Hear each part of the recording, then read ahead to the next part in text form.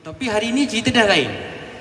Hari ni kita cerita table talk, kita cerita dia dah tak sama dengan sebelum ni. Sebelum ni kita cerita pasal kocik rakyat. Hari ni dia istimewa sikit. Sebab hari ni kita cerita pasal kebangkitan. Okey.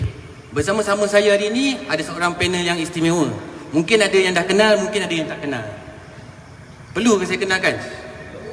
Perlu Bersama-sama saya Cik Haziq Zakaria, Ketua Penerangan Pemuda UMNO bahagian Tebrau. Dia juga adalah koordinator Barisan Nasional Youth Volunteer. Dia juga adalah seorang penceramah kenegaraan ke Biro Tata Negara. Betul Cik Haziq?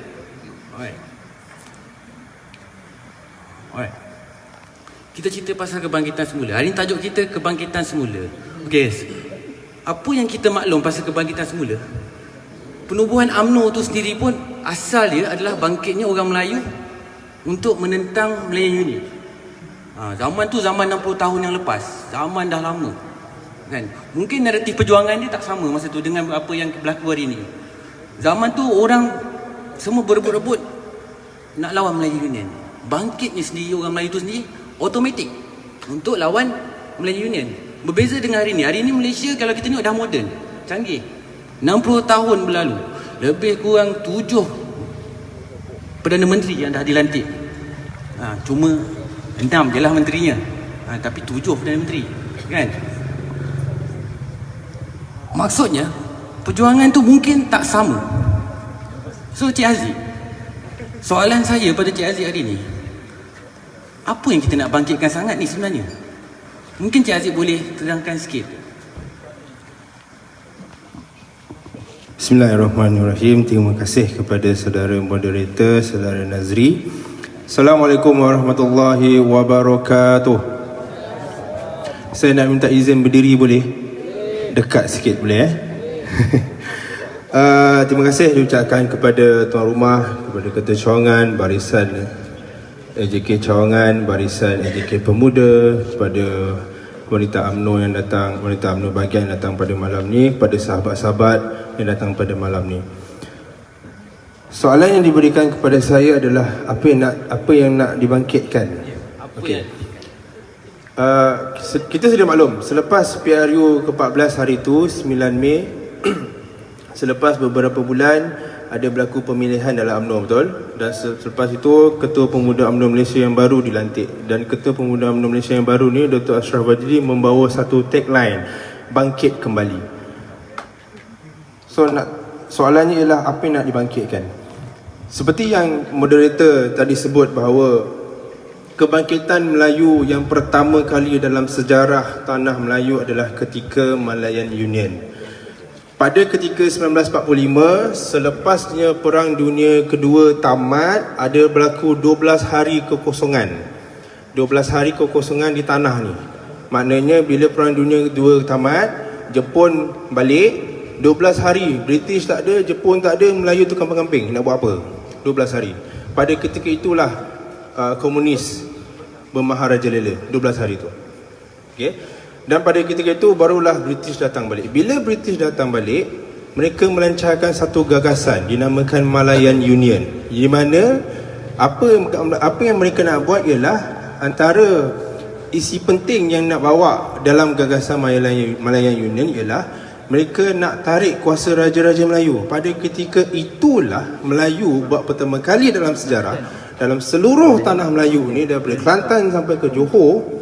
Bayangkan pada waktu itu kita tak ada WhatsApp, apa benda pun tak ada, tetapi Melayu boleh bersatu sehinggalah berlaku satu perjumpaan di Selangor yang telah membincangkan apa yang Melayu perlu buat. Dan daripada itulah barulah terdetik satu idea, mereka hendak menubuhkan pekembar pertubuhan kebangsaan Melayu bersatu. Dalam bahasa Inggerisnya UMNO. Itu adalah bangkit ketika itu. Tahun demi tahun, hinggalah pada 9 Mei tahun 2018 berlaku satu ujian kepada UMNO ni, di mana buat pertama kali dalam sejarah juga UMNO telah ditewaskan di tanahnya sendiri yang mana tanah inilah yang mereka perjuangkan pada masa dahulu. Sebelum tewasnya itu, UMNO berulang-ulang kali pesan kepada rakyat Malaysia bahawa pilihlah UMNO. Kalau tak pilih UMNO akan jadi sekian. Bertahun-tahun lamanya, daripada 1955 pilihan raya pertama. Kita pilihan raya pertama dinamakan pra pilihan raya 1955. Daripada situ sampailah berbelas-belas pilihan raya. Kita UMNO selalu kata bahawa pilih UMNO, kalau tak pilih UMNO akan jadi sekian. Kalau tak pilih UMNO akan jadi sekian. Melayu akan jadi macam ni, Islam akan jadi macam ni. Bertahun-tahun. Sehingga kan pada 9 Mei 2018, orang Melayu dah tak percaya. Orang Melayu nakkan satu pembuktian. Sebab kita dah selalu sangat cakap macam ni, jangan. Tapi disebabkan berpuluh tahun, hinggalah dah zaman moden, anak-anak muda pada masa tu, mereka dah tak percaya. Sila buktikan. Bagilah pada bangkang satu term. Ingat ayat tu? Kan? Bagilah 5 tahun je. Tak dapat 5 tahun kita ambil balik, betul? Itulah dia. Dia nak satu pembuktian. Cakap selama ni, mana buktinya? Apa salahnya kita bagi bangkang? Maka itulah berlaku pada 9 Mei 2018. Maka saya nak bagi tahu, sekiranya pada 9 Mei 2018 kalahnya UMNO, naiknya Pakatan Harapan, sekiranya mereka buat lebih baik daripada UMNO, percayalah UMNO takkan menang akan datang. Alhamdulillah, dengan kuasa Allah, apa yang pemimpin-pemimpin kita cakap sebelum ni, apa yang nenek moyang kita cakap sebelum ni, yang pesan sebelum ni, jangan. Berlaku tak hari ni? Berlaku. Sebab tu tuan-tuan dan puan, sahabat-sahabat, kalah hanya UMNO, sila bersyukur. Sila bersyukur. Bersyukur kerana kita hari ini kita boleh menilai balik betul tak betul, patut tak patut aku sokong UMNO ni. Dengan adanya kekalahan ini barulah kita boleh nilai balik apa yang nenek moyang kita cakap sebelum ni, apa yang pemimpin-pemimpin cakap sebelum ni, apa yang dipesan sebelum ni. Dah pesan agama dan sebagainya, Melayu macam mana. Tuan-tuan dan puan, sahabat-sahabat, Malaysia ni, setiap negara dalam dunia ni kita ada identiti, kita ada karakter. Karakter Malaysia, tanah Melayu ni, karakternya, identitinya, sejarahnya adalah bermula daripada penjajahan, di mana British masuk. Tak nak cerita pasal daripada Portugis lah, 1511 tu jauh sangat. Kita ambil depan sikit. Bila masuk ke sini, mereka mengusahakan segala lombong, mereka mengusahakan segala estate, dan mereka membawa pekerja-pekerja daripada tanah besar Cina, betul? Untuk bantu mengusahakan mereka yang lombong punya timah. Mereka bawa pekerja-pekerja daripada tanah besar India, bawa ke tanah ni, sebab mereka dah jajah tanah ni, untuk menjaga diorang punya estate-estate berpuluh-puluh tahun, yang menyebabkan kawasan itu dah ada pembangunan. Kawasan Lombong Biji Timah adalah kawasan yang paling awal membangun. Di situnya ada sekolah, di situnya ada kedai, di situnya ada rumah. Sebab itu hari ini, sahabat-sahabat, kalau pergilah tengok mana-mana bandar dalam Malaysia ini, kaum apa yang paling ramai kat bandar? Cina. Jangan salahkan mereka. Sejarah yang membuatkan mereka begitu. Sebab kawasan Lombong Biji Timah lah kawasan yang paling maju sekali masa tu. Sama juga dengan estate. So, itu adalah sejarah yang kita tak boleh ubah. Dan itulah sejarah yang membentuk karakter Malaysia. Tahun demi tahun, bila British datang balik nak melancarkan Melayu Union, Melayu bersatu. Bila Melayu bersatu, Melayu menentang Melayu Union, tubuhnya UMNO. Bila tubuhnya UMNO, Melayu Union give up, serah diri. Tak apa, bendera Melayu Union diturunkan. Bila ketika itu, pada waktu itulah orang Melayu minta pada British, wahai British, kami dah berpuluh tahun dijajah bawah engkau. Kami orang Melayu nak balik tanah ni. kami orang Melayu nak takbir tanah ini. Sudah tiba masanya orang Melayu boleh berdiri sendiri ke atas tanah ini. Kami mahu kemerdekaan. Engkau baliklah. Apa British jawab? Apa British jawab? Fine. Fine, boleh. Dan syarat. Semua pekerja-pekerja yang ke bawah daripada tanah besar Cina tu, yang dah beranak pinak, yang dah jadi bandar dan daripada keluarga kat kawasan situ, semua keluarga pekerja-pekerja ini yang ke bawah ke sini, aku tak nak bawa balik. Kalau engkau nak merdeka, engkau kena terima mereka sebagai warga negara. Engkau nak tanah, mereka boleh ada tanah. Engkau nak takbir negara, mereka boleh takbir negara. Macam, boleh. Itu karakter Malaysia. Di situlah bermulanya Malaysia. Itulah dilema pertama orang Melayu. Orang Melayu dilema. Kalau tengok cerita Tanda Putera, orang Melayu bergaduh. Ada yang nak, ada yang tak nak. Nak maruah ke nak merdeka? Kalau nak merdeka, kena gadaikan maruah, kena berkongsi. Kalau nak merdeka, kena berkongsilah. Kalau nak maruah, siapa nak bertanggungjawab? 3 juta bukan Melayu pada masa itu. 3 juta orang bukan Melayu pada masa itu. Maka berlakulah rundingan. Bayangkan daripada 1945 hingga 1957 kita merdeka. Berapa belas tahun tu? Berapa belas tahun tu? 45 hingga 57. 12 tahun. Selama 12 tahun ulang alik, berunding, Melayu bergaduh, pecah dua, sambung balik, baik balik, pecah balik, gaduh balik, pecah balik, gaduh balik, berunding. 12 tahun. Kalau tengok Tanda Putera tu, ada satu part tu, dia ceritakan bagaimana orang-orang kampung gadai emas bagi pada Tunku Abdul Rahman untuk menampung pembelanjaan pergi ke London masa tu. Itu cerita betul. Orang Melayu pada ketika itu nak bangkit. Maka dimintanya 4 perkara. Tunku Abdul Rahman bagi syarat. Kami semua orang Melayu boleh terima Cina India. Ini saya nak cerita karakter Malaysia ni, nak faham. Dengan syarat yang pertama, kami nak agama Islam kekal dan dijadikan sebagai agama negara. Bagi tahu dekat British. Tanya dekat wakil India Cina, boleh setuju tak boleh setuju.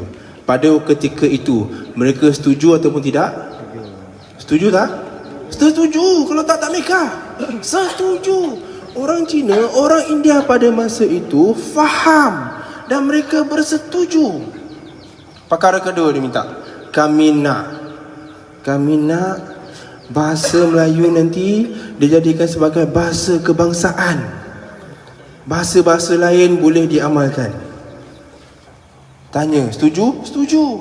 Perkara ketiga dia minta, kami nak orang Melayu ada kuota khas dalam penjawat awam, dalam geran dan sebagainya. Kami nak ada kuota khas dalam pendidikan. Kami nak ada kuota khas sebab pada ketika itu yang maju di bandar adalah kaum Cina.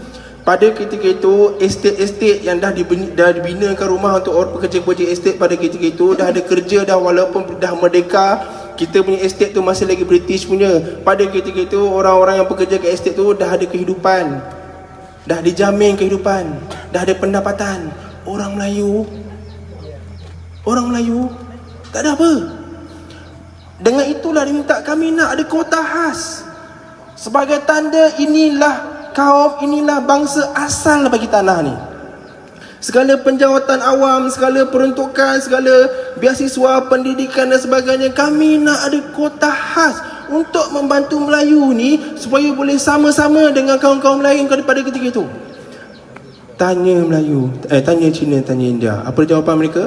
Setuju. Nak merdeka, setuju. Dan yang terakhir kami minta, yang nombor 4, kami nak raja-raja Melayu kuasanya dikekalkan dan ditulis dalam perlembagaan persekutuan. Maka bila setuju 4 perkara ni, barulah secara automatik 3 juta lebih orang bukan Melayu diterima sebagai warga negara secara automatik. Dalam perlembagaan tak ada satu ayat pun mengatakan Perdana Menteri tak boleh bukan orang Melayu. Tak ada. Maknanya nak tabik negara, nak jadi Perdana Menteri, mereka pun boleh. Automatik. Dan itulah karakter Malaysia. Itulah karakter Malaysianya. Dan sehingga hari ini, yang proven, yang terbukti berkesan satu-satu parti politik untuk nak membawa, nak mendukung karakter Malaysia ni sehingga hari ini adalah UMNO. Termasuklah dengan MSC, MCA. Semua yang masuk dalam Barisan Nasional ni haruslah mendukung karakter ini. Sebab itulah nenek moyang kita, atau kita semua pesan masa tu nak pilihan raya, pesan jangan sokong UMNO, pilih UMNO. Cerita-cerita tentang pemimpin tu okeylah, ceritalah, mungkinlah betul ke tak betul tak tahu Allah, tapi UMNO perlu dikekalkan sebab itulah kuasa Melayu, itulah payung Melayu. Tak dengar. Bila tak dengar, itulah berlakunya 9 Mei, kekalahan. Maka pada hari ini kitalah kena bangkit semula. Roh perjuangan nenek moyang kita pada waktu itu yang memperjuangkan orang Melayu pada tangan kita. Sebab itulah persidangan dibuat pada malam ni, hanya untuk nak melangsungkan perjuangan tu, nak menyuburkan perjuangan itu, supaya UMNO tidak lupus, UMNO tidak mati, UMNO kekal, malah UMNO lebih baik pada masa ini. Betul? Itulah dia. Bangkit 3 benda. Yang pertama, bangkitkan roh tu, roh perjuangan UMNO tu. Yang pertama. Yang kedua, bangkitkan semangat tu. Kalau dah tahu roh tapi tak bersemangat, tak datang bersidang, tak guna juga. Bangkitkan semangat tu. Yang ketiga, bantu juga bangkitkan sokongan-sokongan pada semua rakyat lain supaya kembali dan sokong pada UMNO dan Barisan Nasional. Dan pada hari ini tambah PAS. Okey, cerita PAS tu kita kemudian lah. Boleh? Harap menjawab soalan tu. Terima kasih. Alhamdulillah. Panjang juga jawapan dia tu. Panjang. Tapi tepat. Kalau kita tengok jawapan dia, kita dengar memang jawapan dia memang tepat. Panjang, padat dan tepat. Okey. Tadi kita ada cerita sikit pasal pembela Melayu. Okey. Aziz ada cerita pasal pembela Melayu ni. Kalau kita tengok baru-baru ni, media rilis Parti Pribumi sendiri yang tulis masa tu daripada Perdana Menteri sendiri, dia mengatakan Parti Pribumi itu sendiri membela Melayu, Bumiputera dan orang negeri Sabah dan Sarawak. Ini media rilis, maksudnya dia keluar pada 4 hari bulan kalau tak salah, 4 bulan April yang lepas. Macam tu juga dengan parti bakal Perdana Menteri yang ke-8. Okay, parti PKR lah, kita senang cakap PKR senang. PKR juga dia cakap benda yang sama juga. Dia membela nasib-nasib orang Melayu. Dia membela nasib orang Melayu, dia menjaga hak kepentingan orang Melayu. Benda yang sama macam mana UMNO buat sekarang ni. Kalau kita perasan, PAS dan PAS kita saya cakap lah, memang jelas dan nyata parti diorang memang jaga Melayu Islam. Okey, kalau tiga-tiga parti yang dominan ni, dia cerita pasal penyatuan, dia cerita pasal dia membantu orang Melayu, dia menjaga hak orang Melayu. Yang saya jadi mesti, kenapa kita mesti pilih UMNO? Betul? Minta jelaskan sikit. Okey, baik. Sebenarnya Bersatu dah ditubuhkan dan Bersatu membawa perjuangan yang sama macam UMNO, betul? Dan sekarang Bersatu dah jadi parti kerajaan. So kenapa pilih UMNO lagi? Betul. Betul? Betul. Okey, baik. Saya bagi satu contoh. Tarikhnya bila saya lupa, dalam parlimen, sebab Parti Bersatu dia claim bahawa apa yang diperjuangkan adalah lebih baik daripada UMNO. Semua perjuangan Melayu, Islam, Parti Bersatu yang akan bawa pada hari ini. So tinggalkanlah UMNO. Ingat lagi ayat tu? Tinggalkanlah UMNO, masuklah Bersatu.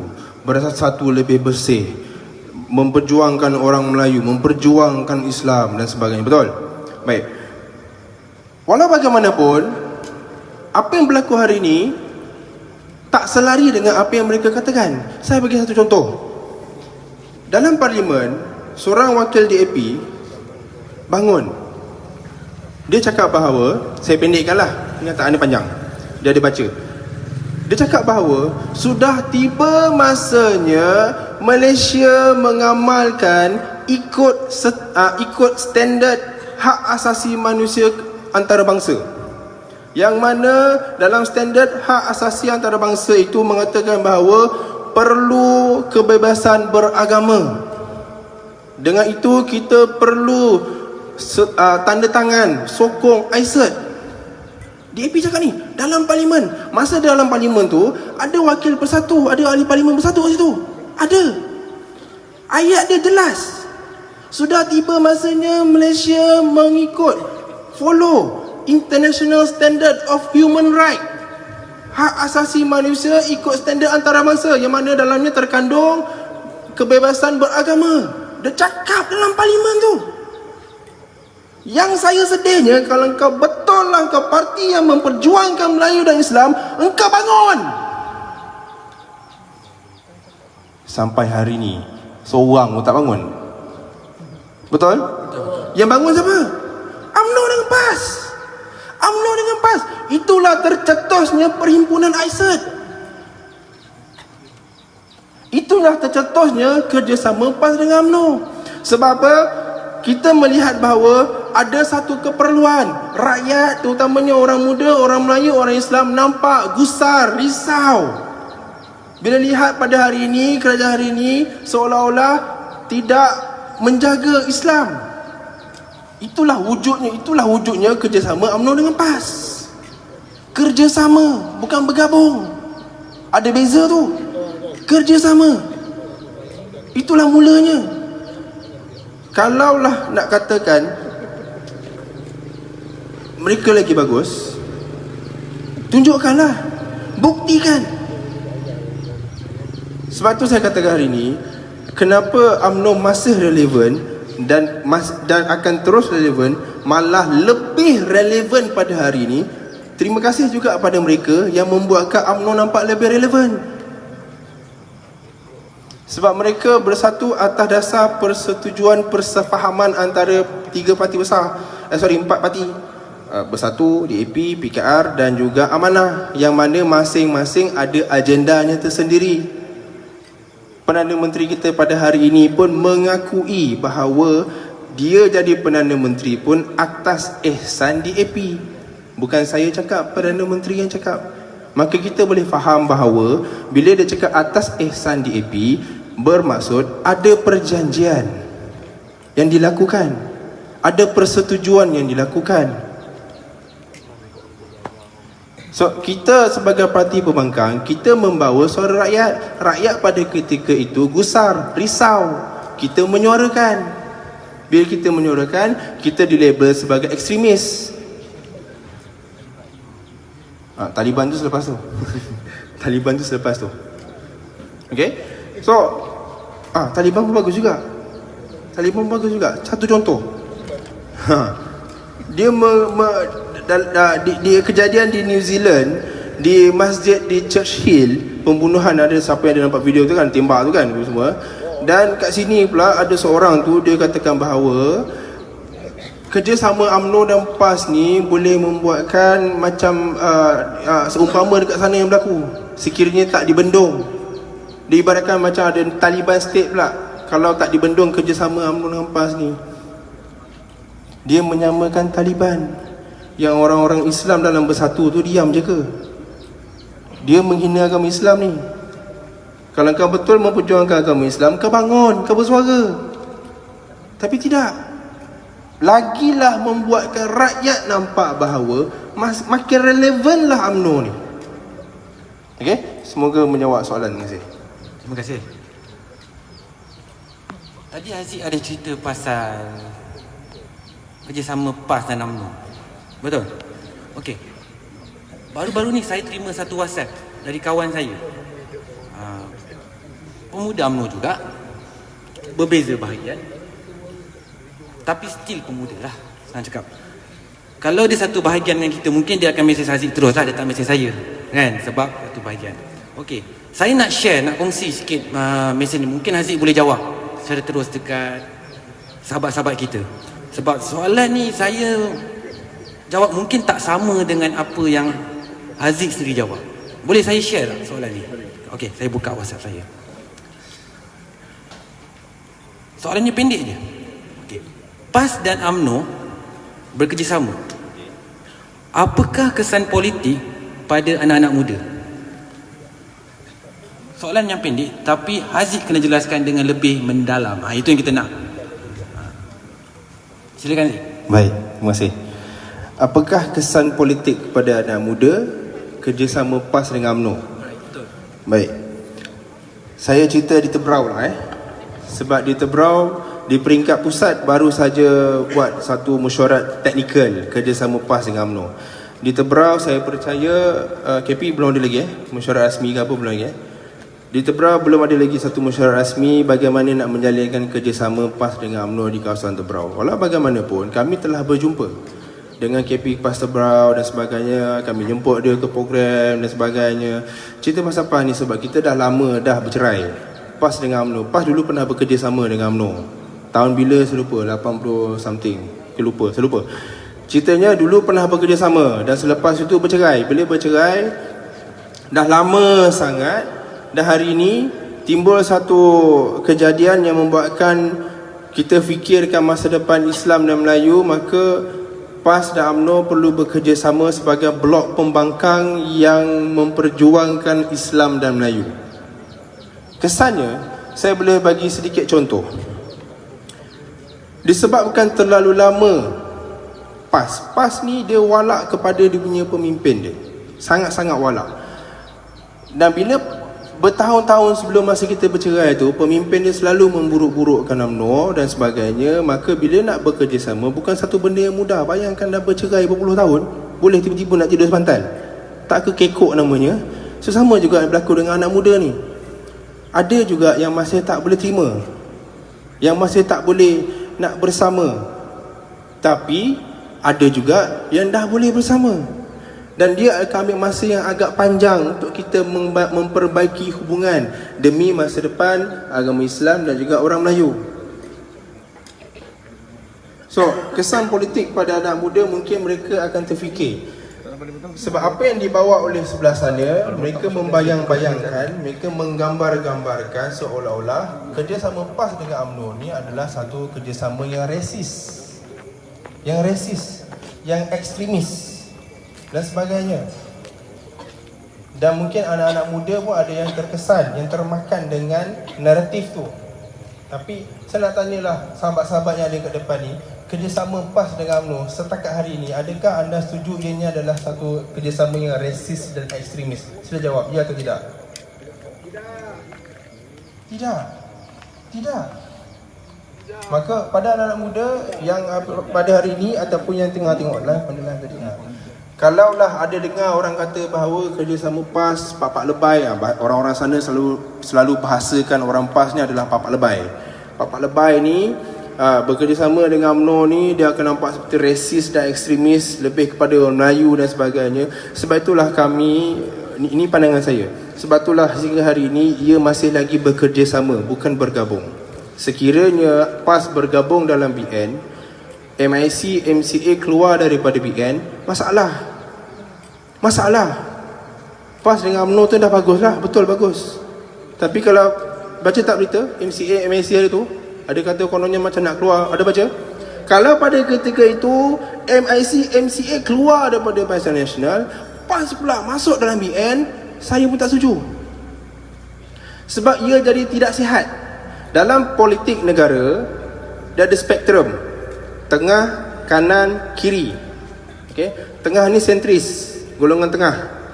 Kanan ni golongan yang konservatif, golongan yang memperjuangkan sejarah dan juga nilai-nilai yang ada pada satu tempat. Golongan kiri pula adalah golongan yang liberal tak kisah apa yang berlaku, apa yang famous, apa yang perlu pada masa itu dia akan perjuangkan walaupun bertentangan dengan budaya dan sebagainya. Itu liberal. So bila macam tu, kalaulah PAS dengan UMNO bersatu, tak ada MCA, tak ada MIC, tak ada wakil India, tak ada wakil Cina, dia akan lebih terus pada kanan. Dah jadi ekstrim.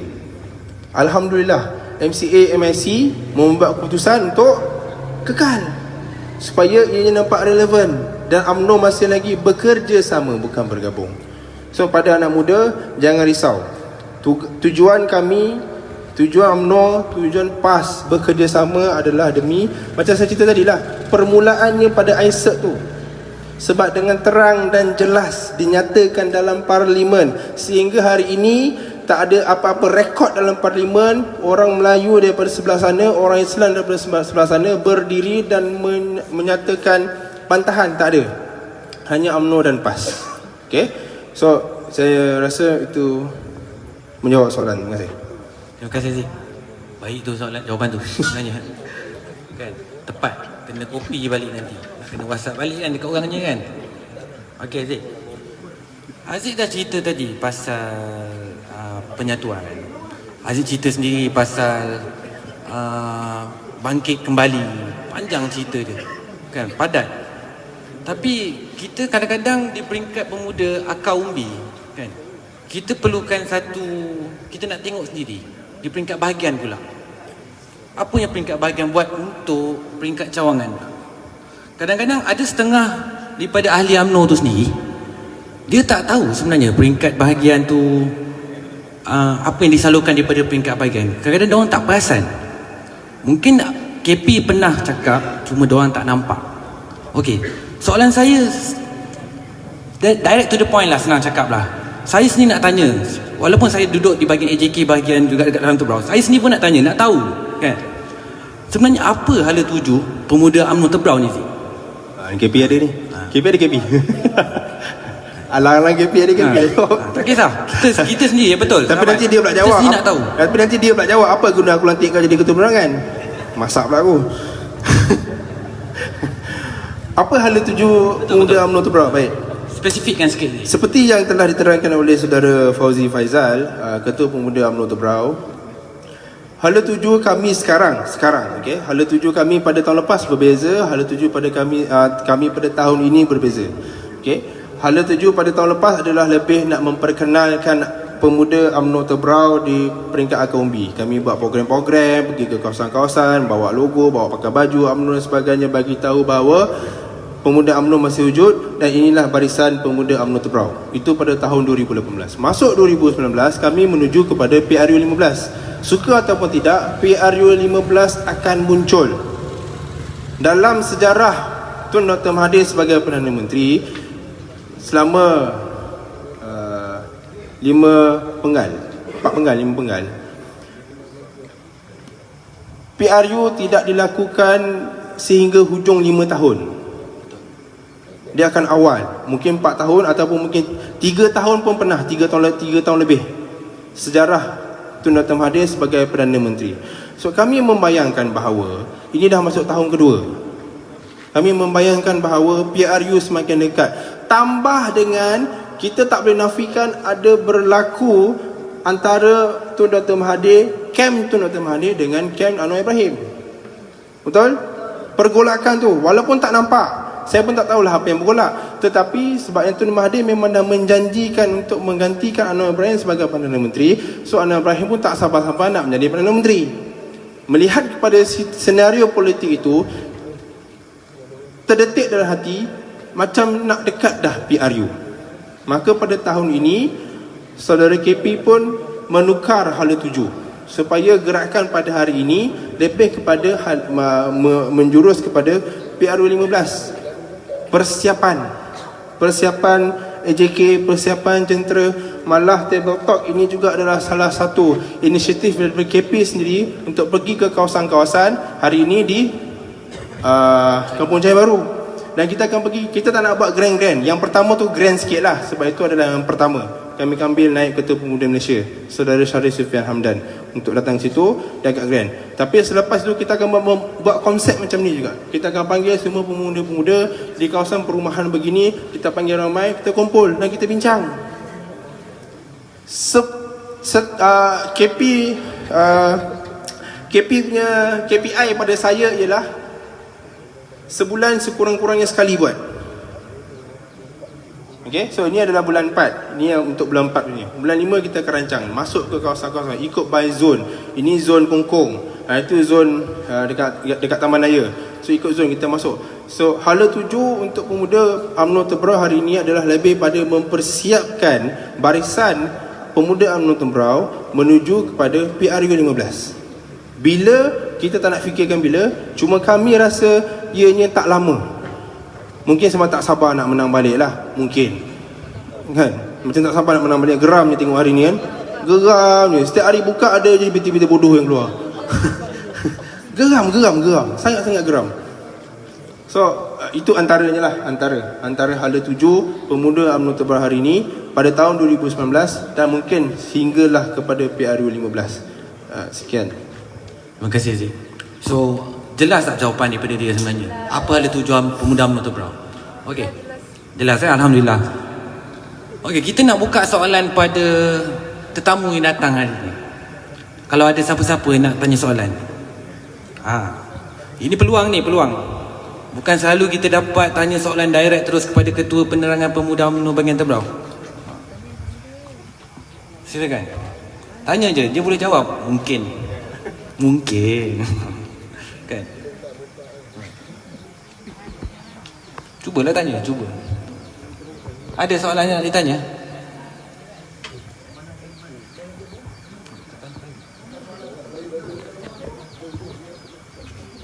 Silakan. Sebab ni peluang ni. Lepas ni kalau table talk yang siri lain mungkin tak dapat nak tanya sebab jauh kan, tak dapat nak datang. Ni tengah ada peluang, kita tanya dia. Biar terus direct terus dia jawab.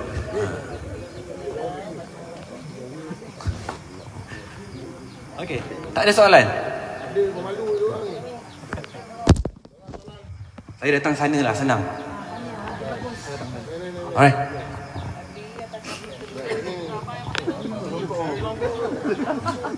Ni badan besar-besar kena berani sikit tanya.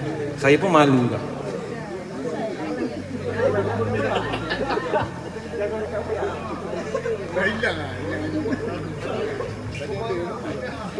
Okey.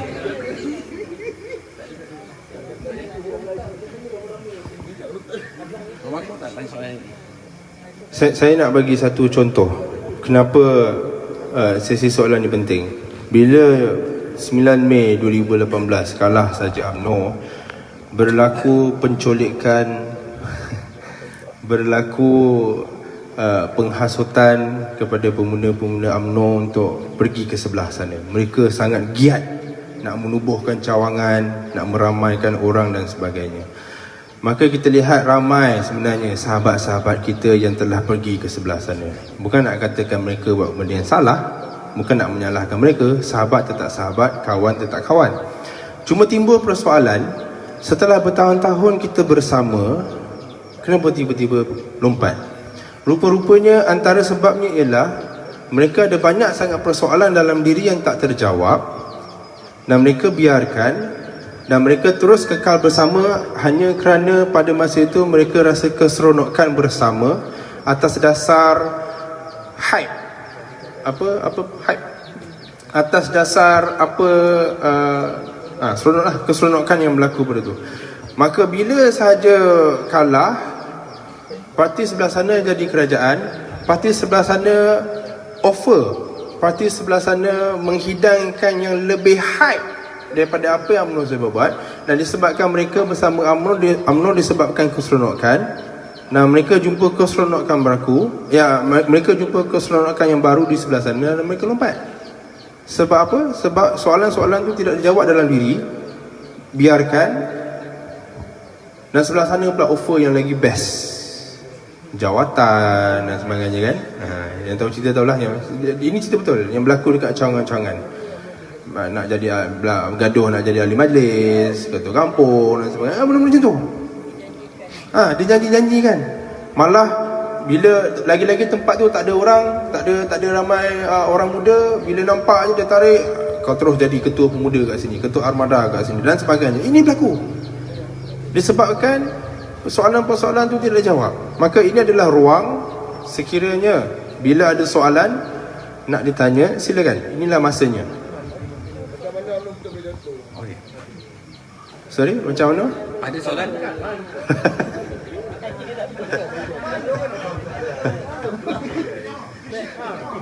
Mohon satu soalan. Okey. Okey. Soalan Wakil Wakil. Ini soalan penting memang. Soalan penting. Kenapa pada PRU ke-14 UMNO Barisan Nasional tumbang? Kenapa kalah? Itu soalan betul. Okey. Boleh saudara Aziz jawab. Baik. Sekiranya nak cerita faktor terlalu banyak faktor. Boleh cerita faktor politik dan sebagainya. Sangat banyak faktor. Saya suka nak berikan satu faktor di mata pandangan saya sendiri. Seperti yang saya cakap tadi, ia adalah lebih besar. Ia adalah satu permainan kata-kata.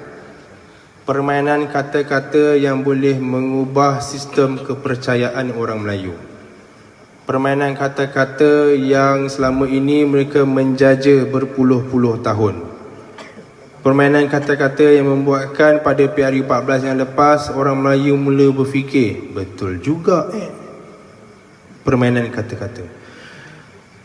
Bila permainan kata-kata itu diulang berkali-kali, bila permainan kata-kata itu disebut dengan lantang dan konsisten oleh setiap orang yang menyatakan itu, dimainkan berkali-kali, timbul di sosial media dan sebagainya, maka orang Melayu, kenapa saya cakap orang Melayu saja? Seolah-olah orang Malaysia ni macam tak ada, di Malaysia ni macam tak ada orang lain. Okay? Sebab kita tengah cerita pasal UMNO sekarang ni. So saya lebih tekankan pada orang Melayu. Saya tak nak cerita pasal orang Cina India.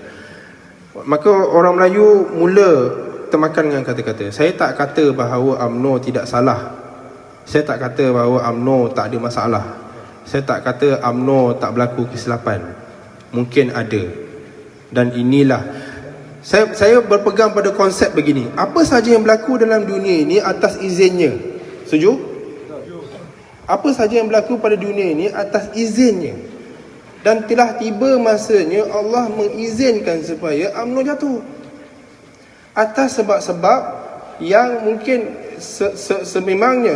sememangnya ia adalah satu kesilapan, ujian. Bila nak bagi tahu, di Jepun pun pernah berlaku, parti yang telah memerintah berpuluh-puluh tahun kalah. Di India pun berlaku. Sudah tiba masanya dalam sejarah dunia hari ini, mana-mana tamadun sekalipun akan tiba satu masanya sampai ke puncak dan dia akan jatuh. Ini yang berlaku pada UMNO. Dan orang UMNO kena terima benda ni, bukannya lompat. Betul. Amat sini yang lompat ni. Tu marah betul tu soal.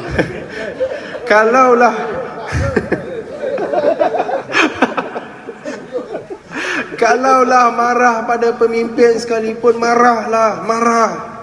Itu hak anda, itu hak sebagai seorang ahli, marah. Jangan marahkan UMNO. Tiba-tiba jadi mangsa pula kan. Okey. Semoga menjawab soalan. Terima kasih. Ada lagi soalan? Ada lagi? Oh. Ada lagi? Ada lagi yang belakang-belakang?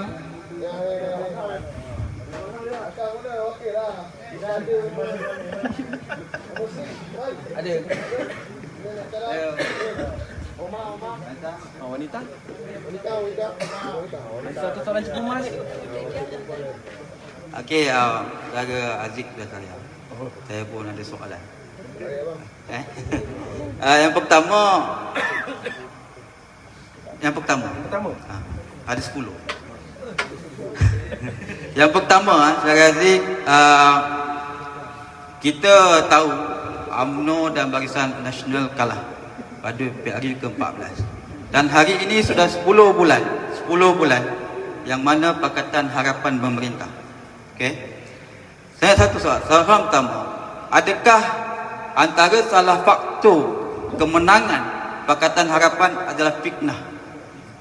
Fitnah terhadap pemimpin UMNO dan juga UMNO. Yang pertama. Kalau seandainya fitnah, buktikan apakah fitnah yang telah terjawab sehingga hari ini. Boleh saudara Aziz jawab Yang kedua, saudara Aziz, hari ini janji-janji Pakatan Harapan, iaitu kerajaan pada hari ini, Dulu kita anak muda, tidak nafikan ada di kalangan kami mengundi Pakatan Harapan. Betul? Betul. Ada 2-3 kat sini tak? Sebab apa? Sebab kita termakan hasutan-hasutan. Sebab apa? Sebab kita tidak nampak bukti dan kita tidak jelas. Yang kita nampak UMNO teruk pada sebelum PRU ke-14 dan juga pemimpin-pemimpin UMNO pada ketika itu. Soal Najib lah dan soal pelbagai Atan Tuyah lah, apa dan pelbagai lagi. Dan juga kita nampak itu dan kita nampak janji-janji Pakatan Harapan pada ketika itu. Betul Janji-janji dia sangat indah, betul tak? Sangat indah. Minyak RM50 hari ni turun. Minyak RM50 betul dihapuskan, ni hapus. Tak hapus. Hutang peneroka Felda janji dihapuskan, hapus. Tak hapus. Jadi apakah peranan dan tanggungjawab pemuda untuk membawa suara kami anak muda di bawah untuk menuntut janji mereka? Itu saja. Assalamualaikum warahmatullahi taala wabarakatuh. Panjang soalan tu sebenarnya tapi memang patut ditanya juga tu. Baik, terima kasih kepada saudara Romiko Ronaldo bin Edi Basirman. Nama ni Romiko Ronaldo, nama betul. Dalam IC dia Romiko Ronaldo. Dalam soal apa ada keluar Ronaldo Malaysia. Baik, soalan pertama. Sekiranya kemenangan Pakatan Harapan, kekalahan UMNO dan Barisan Nasional atas dasar fitnah, apakah fitnah itu dan apakah buktinya? Saya nak bagi dua contoh. Antara yang mereka timbulkan kegusaran, kerisauan semasa PRU 14 ialah mereka katakan bahawa hutang negara kita sudah cecah 1 triliun. Betul? 1 triliun. Sedangkan Jepun dah triliun dah. Tapi tak apalah, cerita Malaysia je lah. 1 triliun. Dengan kuasa Allah, terbukti dalam parlimen bahawa dalam angka yang fakta yang dikeluarkan oleh mereka sendiri, terbukti ianya bukan 1 triliun. Ini adalah 666 bilion. Itu yang pertama. Bukti ianya adalah fitnah yang mereka buktikan sendiri di parlimen. Okey. Yang kedua yang saya tengok, antara yang mereka mainkan isu pada PRU 14 ialah isu GST, betul? Isu GST. Mereka mengatakan bahawa GST lah yang menyebabkan harga barang naik dan sebagainya.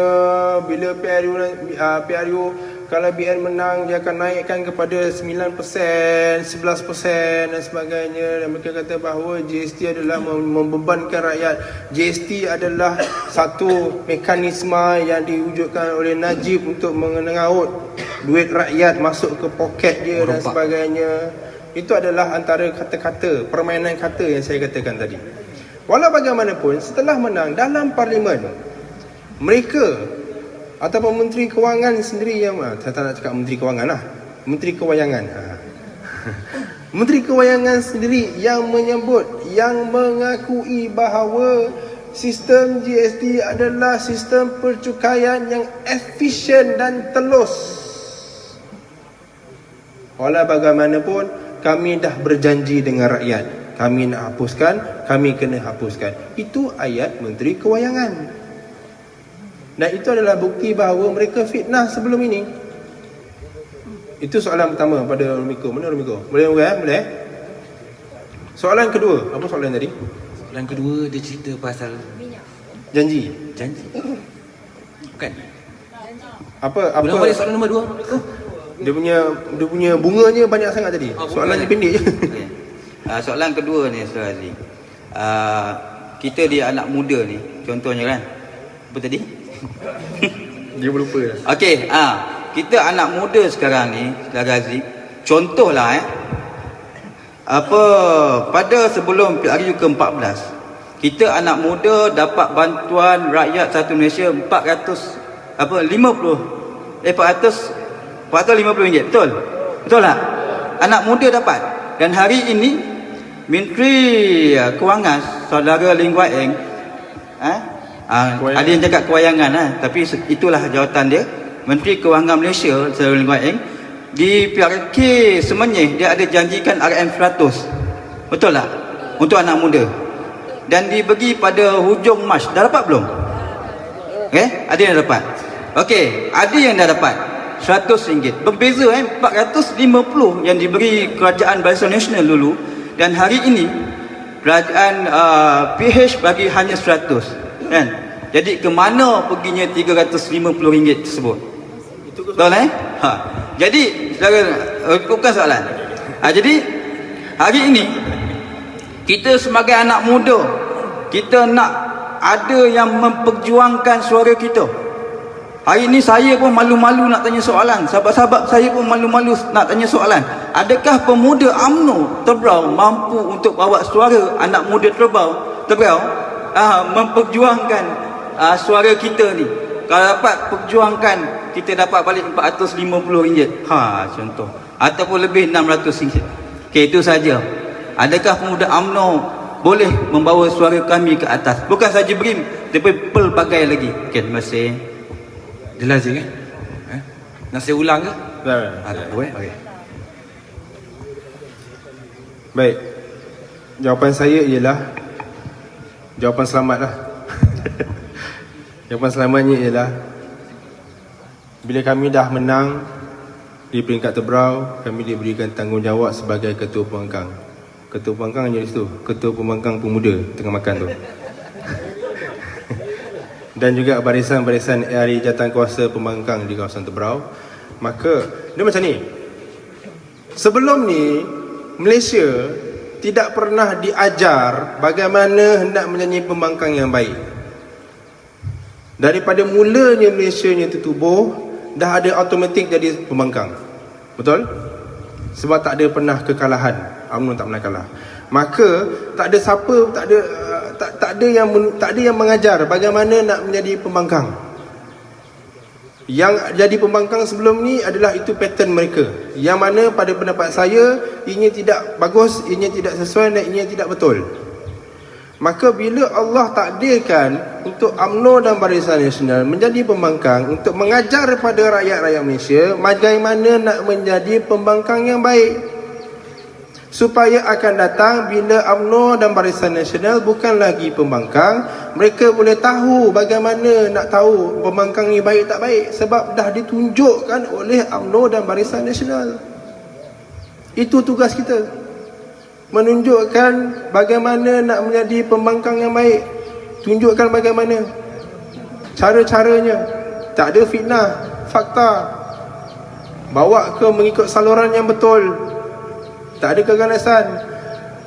Perhimpunan ISET satu-satunya perhimpunan yang pernah berlaku dalam Malaysia yang tak ada tinggalkan kekecohan, malah bersih lagi jalan raya tu. Kami tunjukkan inilah pembangkang. Nak berhimpun boleh, ini caranya. Inilah cara yang bertamadun nak berhimpun untuk menuntutkan keadilan, nak menyuarakan pandangan pada kerajaan. Ini caranya, kami tunjukkan. Itulah tugas pembangkang pada hari ini. Maka pemuda UMNO Tebrau juga mengambil tanggungjawab yang sama.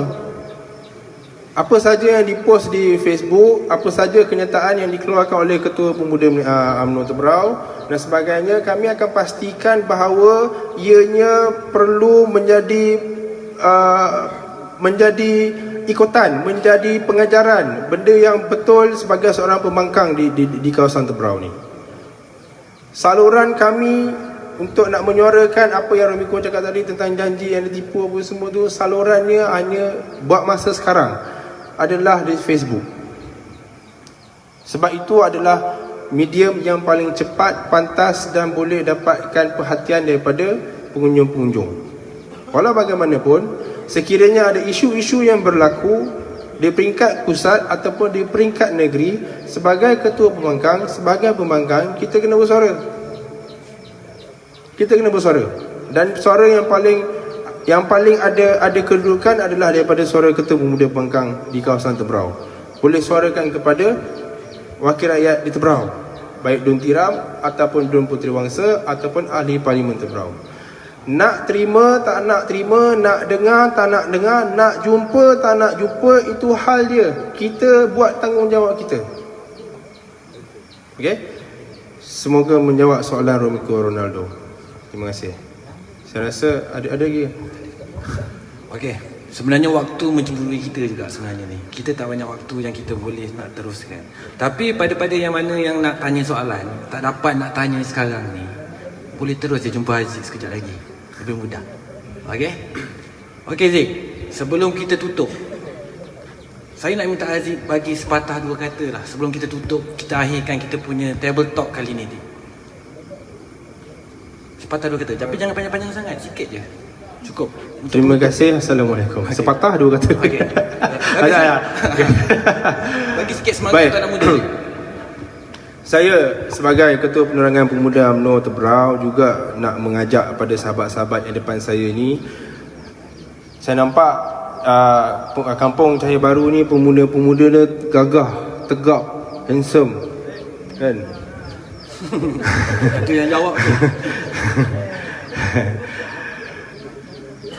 So saya minta lah menggunakan kelebihan yang ada pada saudara-saudara sahabat-sahabat untuk bersama dengan kami di Barisan Pemuda UMNO Tebrau, untuk mungkinlah insya-Allah kita akan berangkakan beberapa program siri untuk memperkukuhkan UMNO Tebrau, Pemuda UMNO Tebrau. Saya minta lah sahabat-sahabat semua akan bersama meluangkan masa supaya pada PRU 15 nanti kita boleh sama-sama turun. Kita kena ramai, kita perlukan ramai.